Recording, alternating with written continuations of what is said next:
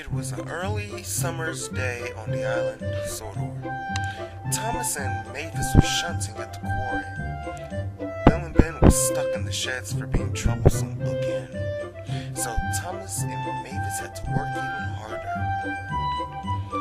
Thomas and Mavis bumped and bashed the trucks. The trucks cried, "Oh, oh, oh! Stop, stop, stop!"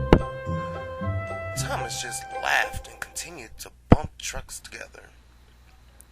The trucks were very cross. The two finally finished shunting, and now they were waiting for Henry to pick up his train. They waited and waited, but he still didn't come. Soon, the quarry manager walked over to the waiting engines. "Henry has broken down not far from here. Mavis, you will take Henry to the works, and Thomas, you will take his train." "Yes, sir," said the engines. Mavis went to get Henry while Thomas buffered up to the train. He puffed away and the troublesome trucks made their way.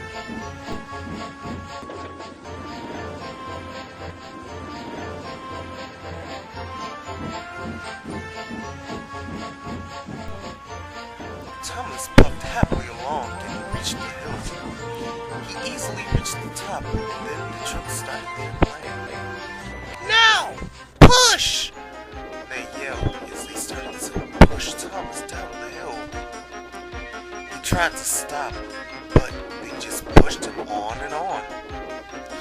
Thomas's brakes sparked on the rails as he rocketed down the hill. "Help!" He ran into a siding that was covered in bushes. He brushed through the grassy tracks to help Thomas's brakes grip.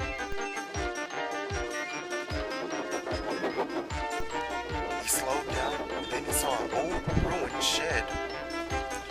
"Oh my, I hope I will stop in time," he said. He crashed through the front doors and continued on. The driver and fireman jumped clear, and Thomas crashed through the back doors and stopped on the cement platform. "Cinders and ashes. Are you alright?" Thomas's driver said as he walked back to Thomas's cab.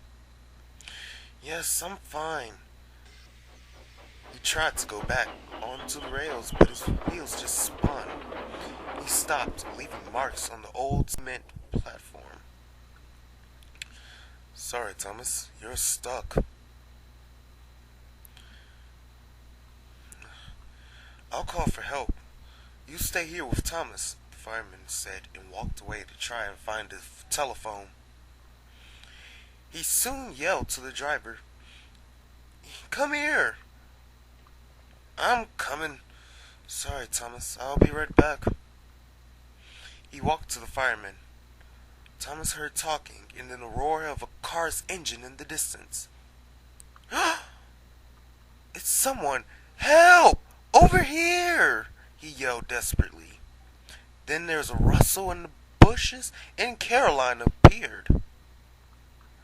Thomas told her about his experiences. Caroline and her driver promised to get help. They drove quickly away. A little while afterwards, Thomas' driver and fireman came back. They looked very happy. This confused Thomas. "What has happened?" "This used to be the shed me and your fireman used to work here. Henry also stayed here, and we used to work on the branch line called Cherox. It's not very long, but we enjoyed it, and so did the passengers. When our engine was scrapped, and then Edward moved here." "You guys worked with Edward?" Thomas asked. "No, sadly we were laid off. So we were separated. I worked at the engine shop repairing engines, and I worked in a factory on the assembly line. It didn't pay as much, but my wife and I were still getting by. Same for me." "So how did you two become a crew again?" Tiffman's sheds was finished in construction, and they needed more drivers for the new engines. We both got a letter saying that we were hired again. I was your original fireman, but if you remember, the original driver was fired. Then we were reunited. We've been best friends ever since. Yeah, still got stuck with the cheeky engine. Thomas's crew continued to talk about Cherok's. They were caught in memories. Soon Edward came and interrupted their walk in memory lane. Don't worry, Thomas. I'll get you back on the rails in no time. Edward shunted away the train and then pulled Thomas back onto the tracks.